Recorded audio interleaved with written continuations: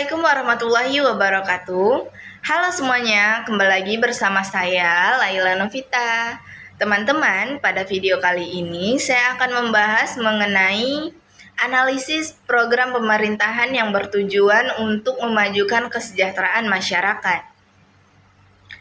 Indonesia adalah negara yang berdasarkan pembukaan Undang-Undang Dasar Negara Republik Indonesia tahun 1945 yang memiliki tujuan untuk melindungi segenap bangsa Indonesia, memajukan kesejahteraan umum, dan mencerdaskan kehidupan bangsa. Namun, pertanyaannya, bagaimana negara mewujudkan tujuan tersebut dalam kehidupan nyata? Di tengah masih banyaknya kemiskinan, ketimpangan sosial, dan sulitnya akses pendidikan serta kesehatan. Pemerintah berupaya menghadirkan berbagai program kesejahteraan sosial. Salah satu kebijakan yang cukup dikenal adalah program Keluarga Harapan atau yang biasa kita dengar dengan sebutan PKH. Program ini sering dianggap sebagai solusi untuk membantu masyarakat yang kurang mampu. Namun, apakah PKH benar-benar mencerminkan fungsi negara sebagai pelayan dan pelindung rakyat? Apakah program ini telah sesuai dengan tujuan negara yang tercantum dalam Undang-Undang Dasar Negara Republik Indonesia tahun 1945? Dan bagaimana keterkaitannya dengan konsep negara dalam kajian kewarganegaraan? Pada video kali ini, saya akan mengulas secara kritis program PKH berdasarkan konsep negara, unsur, tujuan, fungsi negara, serta nilai sejauh mana program PKH ini mencerminkan cita-cita negara Indonesia sebagai negara kesejahteraan. Mari kita simak bersama. Analisis kritis program PKH dalam perspektif negara dan kewarganegaraan. Yang pertama, PKH sebagai wujud negara kesejahteraan atau welfare state. Dalam buku Dasar-Dasar Ilmu Politik oleh Miriam Budiarjo pada tahun 2019, dijelaskan bahwa negara modern tidak hanya bertanggung jawab terhadap keamanan, tapi juga bertanggung jawab terhadap kesejahteraan rakyatnya. Miriam Budiarjo juga menjelaskan bahwa perkembangan negara modern telah melahirkan konsep welfare state atau negara kesejahteraan, yaitu negara yang aktif berupaya meningkatkan taraf hidup masyarakatnya. Jika dikaitkan dengan program PKH, pemerintah tidak hanya menjalankan fungsi dalam administratif, tetapi juga melaksanakan intervensi langsung terhadap permasalahan kemiskinan yang ada di masyarakat. Namun, sebagai mahasiswa, perlu dilihat secara kritis bahwa bantuan sosial bukanlah solusi tunggal untuk memberantas kemiskinan. Dikarenakan kemiskinan sering terjadi atau disebabkan oleh kurangnya pendidikan, keterbatasan lapangan kerja, dan ketimpangan pembangunan. Oleh karena itu, PKH harusnya dipandang sebagai intervensi perlindungan sosial yang harus diintegrasikan dengan kebijakan pemberdayaan ekonomi. Selanjutnya yang kedua, PKH dan tujuan negara dalam pembukaan Undang-Undang Dasar Negara Republik Indonesia tahun 1945. Dalam buku Pendidikan Kewarganegaraan untuk Perguruan Tinggi oleh Wirnarno pada tahun 2017 dijelaskan bahwa tujuan negara Indonesia tercantum dalam alinea keempat pembukaan Undang-Undang Dasar Negara Republik Indonesia tahun 1945, yaitu melindungi segenap bangsa Indonesia, memajukan kesejahteraan umum, mencerdaskan kehidupan bangsa, dan ikut melaksanakan ketertiban dunia. PKH sangat berkaitan dengan tujuan memajukan kesejahteraan umum, di mana bantuan yang diberikan kepada masyarakat yang kurang mampu bertujuan untuk meningkatkan taraf hidup masyarakat melalui akses pendidikan dan kesehatan yang lebih baik. Akan tetapi muncul pertanyaan kritis. Apakah kesejahteraan hanya diukur dari jumlah bantuan yang diterima masyarakat? Kita perlu memahami bahwa kesejahteraan tidak hanya dilihat oleh bantuan finansial.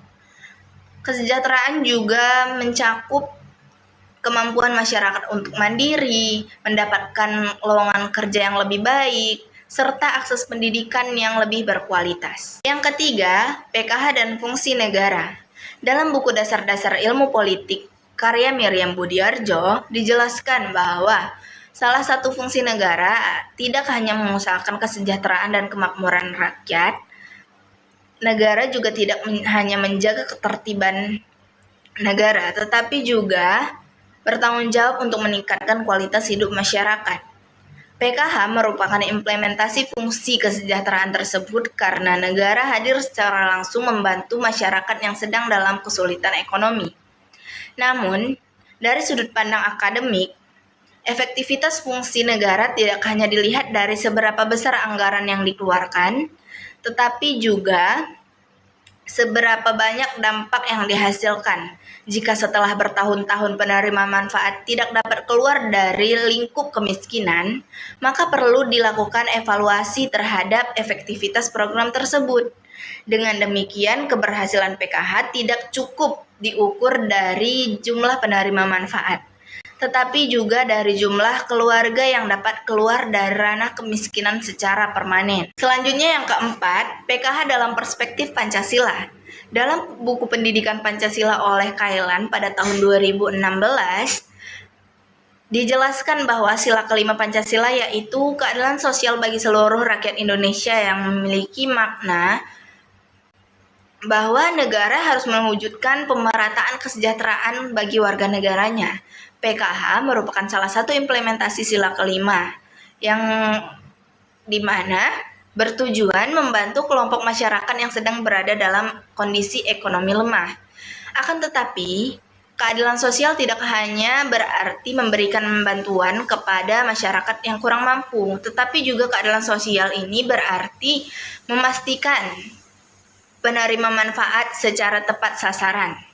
Masalah yang sering muncul dalam pelaksanaan PKH adalah ketidakakuratan data penerima manfaat. Contohnya, masyarakat yang sudah tergolong cukup mampu justru masih menerima manfaat tersebut, sedangkan masyarakat yang benar-benar membutuhkan bantuan tersebut justru tidak terdaftar.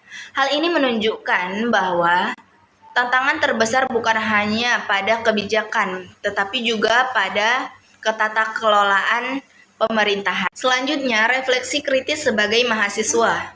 Menurut paradigma pendidikan kewarganegaraan oleh Winarno pada tahun 2017, warga negara yang baik tidak hanya mematuhi kebijakan pemerintah, tetapi juga mampu memberikan konstruktif terhadap kebijakan publik. Oleh karena itu, sebagai mahasiswa, kita perlu melihat PKH secara objektif. Memang sudah banyak sekali masyarakat Indonesia yang terbantu oleh program tersebut, tetapi masih banyak persoalan yang harus diperbaiki, seperti ketepatan sasaran penerima manfaat, ketergantungan terhadap bantuan sosial, pemberdayaan ekonomi keluarga penerima manfaat, serta pengawasan dan pembaharuan data.